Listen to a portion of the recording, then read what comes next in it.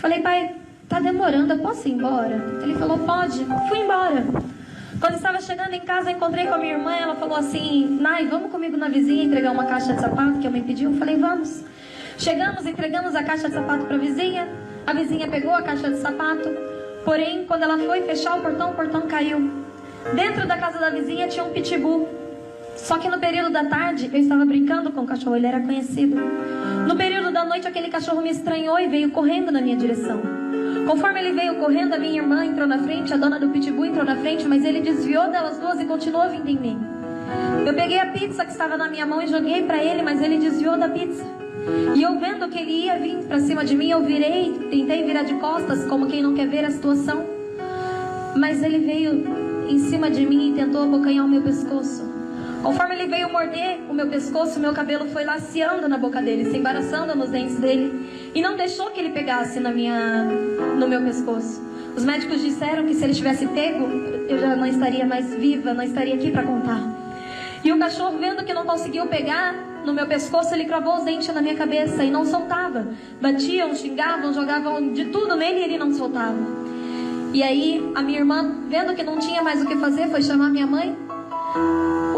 A dona do pitbull me pegou no colo para tentar me socorrer, mas ela olhou para mim e desmaiou. E aí o filho dela, que estava dentro da casa dela, veio correndo, porque ele ouviu a gritaria.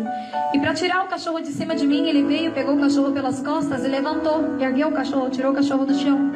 Mas o cachorro saiu do chão, só que eu continuei. E o cachorro estava com os dentes cravados na minha cabeça. Então ele escalpelou todo o meu couro cabeludo, ele puxou tudo que estava na boca dele. Veio pele, veia, carne. Ele fez basicamente esse movimento, exatamente como eu estou fazendo agora. Só que eu dou graças a Deus que hoje eu tiro só uma peruca e hoje eu estou bem, mas na época ele arrancou tudo.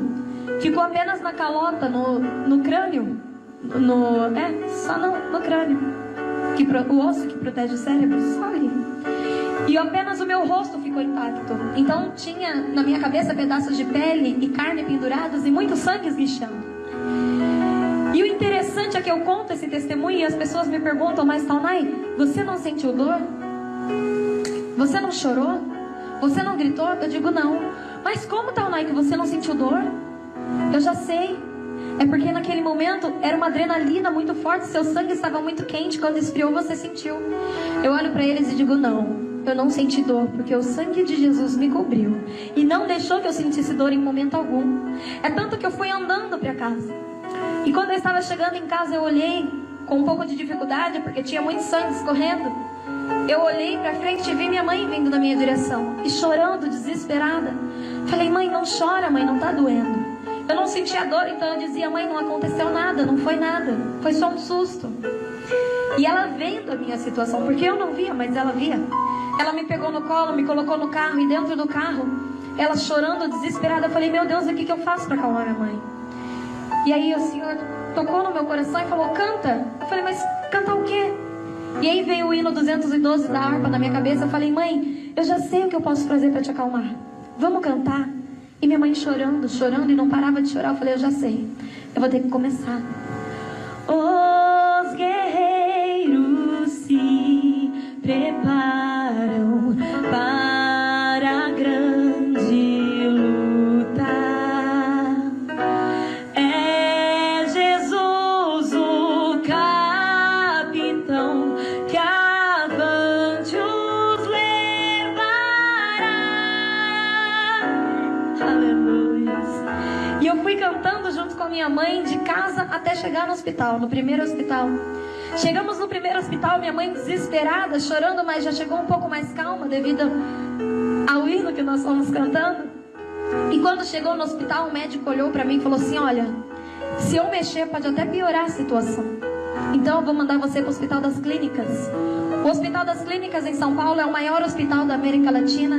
Lá eles cuidam dos casos mais graves, mais delicados. Chegando lá, eu fui direto para a UTI. E lá internada, o meu pai lembrou, eu fiquei internada com o meu pai, porque só pode um acompanhante. E quando eu estava internada, meu pai lembrou que isso aconteceu na terça-feira, dia 16 de outubro de 2007. Há 2 dias atrás, no domingo, nós havíamos encerrado uma campanha de oração. E nessa campanha, o Senhor Jesus nos nos falou que iria acontecer algo. Ele não especificou o que, quando, como ou com quem aconteceria, mas ele falou: olha, se prepara, porque virá uma grande prova sobre vós, mas fica tranquila, calma o coração, porque eu estarei cuidando de tudo, eu estarei no controle de tudo. E aí meu pai, lembrando disso, olhou para mim e falou: filha, eu não sei o motivo pela qual nós estamos aqui, mas de uma coisa eu sei: nada acontece sem a permissão de Deus. Tem um ditado que diz que nem uma folha de uma árvore cai se o Senhor Jesus não permitir. E é verdade, nada acontece sem a permissão de Deus.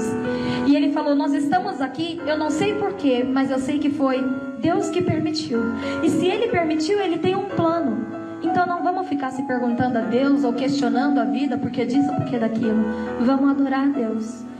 E eu com 6 anos olhei para o meu pai e falei: tá bom, mas eu não tinha entendido muito bem.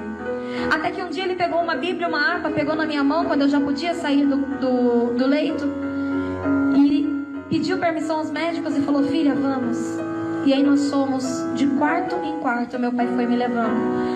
E eu vendo os casos, ele falava, perguntei: pai, o que nós vamos fazer? Ele: filha, nós vamos orar. E nós íamos visitar as pessoas que estavam nos leitos vizinhos ao meu, e nós íamos orando por elas. E nós íamos pregando a palavra do Senhor Jesus para elas. E nós íamos profetizando, louvando, e vimos coisas lindas acontecendo. Nós vimos milagres acontecendo, pessoas sendo curadas sem nem precisar fazer cirurgia. Pessoas sendo salvas, pessoas voltando para a presença de Jesus. E foi aí que nós começamos a entender o mistério de Deus em ter nos colocado ali naquele momento. E eu era uma criança, graças a Deus, diferenciada. Eu não chorava, eu não ficava fazendo drama. O Senhor Jesus, eu digo que Ele me poupava da dor, porque eu vivia o dia todo cantando, sorrindo, brincando, como qualquer outra criança. Eu era bem agitada. Mas todas as manhãs as enfermeiras vinham fazer um curativo em mim.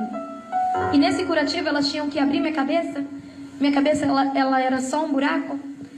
E elas pegavam um pote de pomada bem grande e viravam o pote todo na cabeça. Era um pote por dia. E elas fechavam, enfaixavam como se fizessem um capacete de faixas. E todos os dias eu era furada cerca de 3 a 4 vezes ao dia para tirarem sangue, fazer exames. E todas as noites vinha um médico enquanto eu estava dormindo e furava a minha cabeça com uma agulha para ver como estava a situação da cabeça. E foram muitos e muitos momentos que nós passamos ali. Só que todos esses momentos eu não passava chorando, eu passava cantando. E as pessoas não entendiam e me perguntavam: mas Taunay, por que você canta? Eu digo: olha, meu pai falou que eu tenho que adorar a Deus. E um dia eu senti dor, porque eu senti muita dor. E aí eu comecei a cantar, porque eu não sabia o que fazer. E eu comecei a cantar e Deus tirou a minha dor. E aí depois eu estava longe do meu pai e eu senti medo. E eu cantei e Deus tirou meu medo. Eu fiquei mais calma, Ele acalmou meu coração. E foi aí que uma criança de 6 anos começou a entender o mistério de Deus através da adoração. Começou a entender que enquanto eu adorava, ou enquanto você adora, o Senhor Jesus cuida de tudo para você. Eu digo porque eu creio, porque eu vivi. Porque enquanto eu cantava, Deus tirava a minha dor. Enquanto eu cantava, Deus tirava o meu medo. Enquanto eu cantava, o Senhor acalmava o meu coração. E aí, eu lá internada no hospital, fiz cerca de 27 cirurgias. Uma das cirurgias que eu fiz chamava-se retalho microcirúrgico de grande dorsal, na qual os médicos tiveram que retirar pele, veia e carne de outras partes do meu corpo para refazer a minha cabeça, porque não tinha mais o que fazer. E minha mãe até se ofereceu, mas o médico falou que não podia ser ela, tinha que ser eu. E a primeira vez que eu fiz essa cirurgia, ela deu rejeição. Então os médicos tiveram que lixar a minha cabeça até chegar no crânio e fazer tudo de novo. Todo o processo que eles já tinham feito. E essa cirurgia na qual eles remarcaram para refazer tudo foi uma das mais arriscadas e mais demoradas que eu fiz naquele hospital. Eu fui a primeira a entrar e a última a sair. Porém, quando eu cheguei no quarto, meu pai já desesperado, com medo, porque eu nunca tinha demorado tanto, eu olhei para o meu pai e o efeito da anestesia tinha acabado. A anestesia, ela não deixa a gente sentir dor nenhuma. A minha era geral, então eu dormia. E eu chegava no quarto, cheguei no quarto quando a anestesia foi acabando o efeito. Eu olhei para o meu pai com o corpo todo enfaixado. Levantava as perninhas que estavam enfaixadas e falava: pai, tá doendo. E tá doendo muito. Só que meu pai de primeiro ponto estranhou, porque eu nunca tinha reclamado de dor.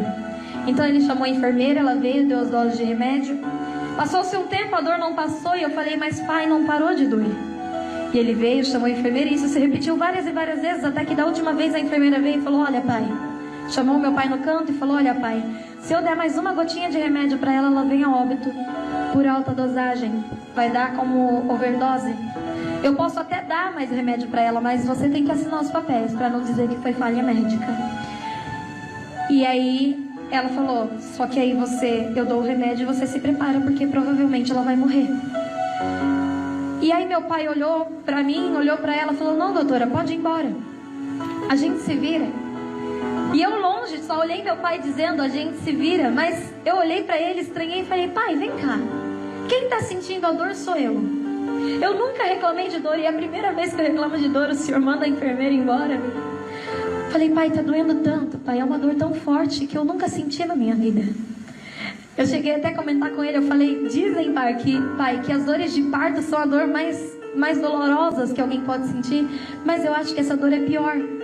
Pra tentar explicar o tamanho da dor que eu estava sentindo. E aí meu pai sem poder fazer nada, eu sem poder fazer nada. Aí eu lembrei que nós passávamos nos leitos e orávamos pelas pessoas e pessoas eram curadas. Falei, mas pai, eu já sei, ora por mim.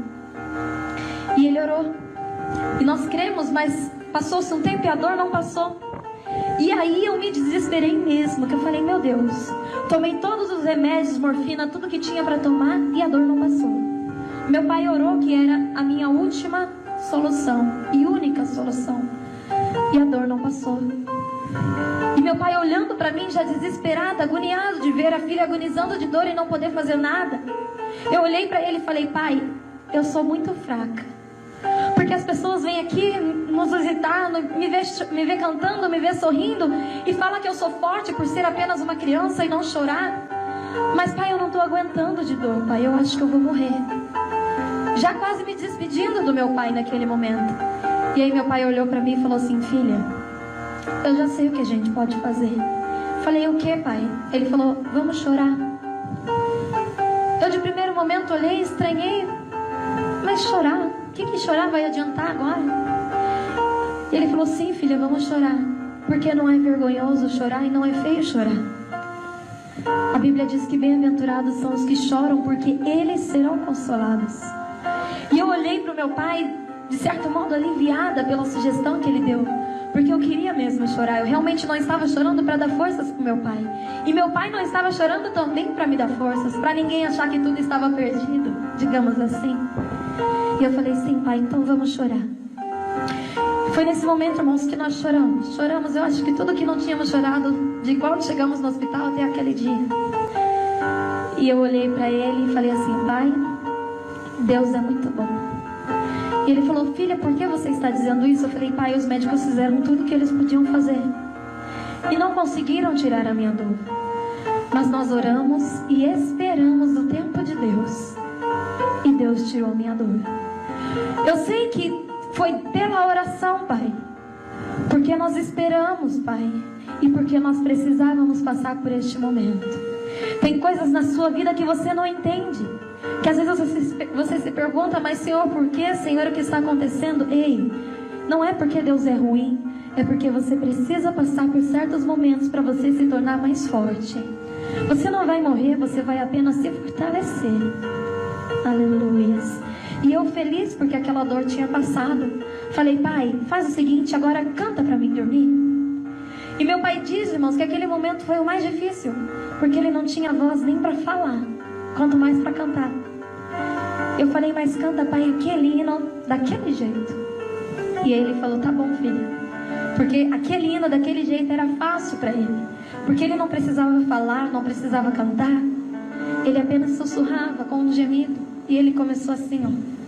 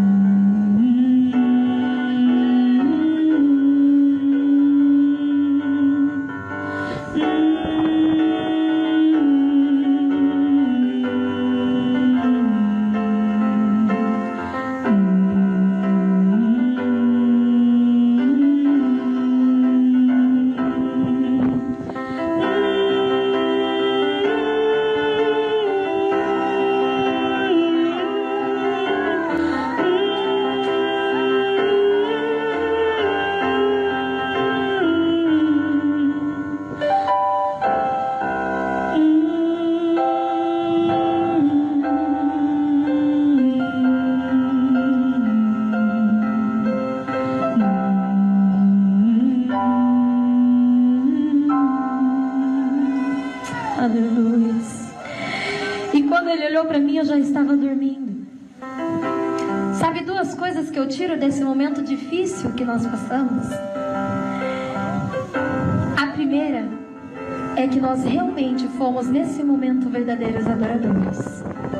Porque nós falamos que gostamos de adorar a Deus e que somos verdadeiros adoradores, mas muitas vezes na nossa vida, quando acontece algo ruim, nós já logo questionamos a Deus: Senhor, por quê? Senhor, por que só comigo? Por que assim? Por que desse jeito? Por que agora? Mas não, nós adoramos. Os verdadeiros adoradores são aqueles que adoram nos momentos bons e principalmente nos momentos ruins. Essa foi a primeira lição que eu tirei. E a segunda que eu tirei foi que muitas vezes nós falamos: Senhor, eu não vou te adorar porque eu não sei cantar. Eu não vou te adorar porque eu não sei pregar. Eu não vou te adorar porque eu não sei orar. Mas a adoração, você não precisa falar bonito, você não precisa cantar super afinado, porque não é isso que Deus quer de você. Quem quer a sua afinação, essas coisas bonitas, são as pessoas. Mas nós não adoramos as pessoas, nós adoramos a Deus.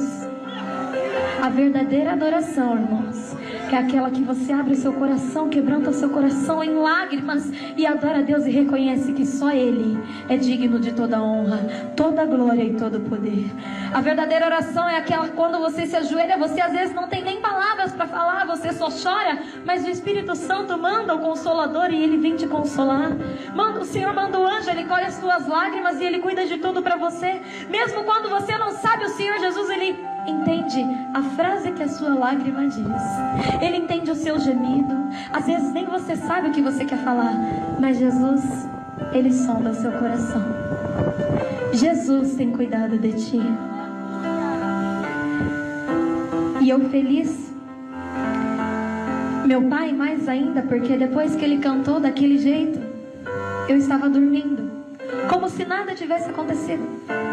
E aí no outro dia eu acordei feliz, peguei a cadeira de roda, porque eu não podia andar devido aos retalhos de pele e veia que eu tinha tirado da perna.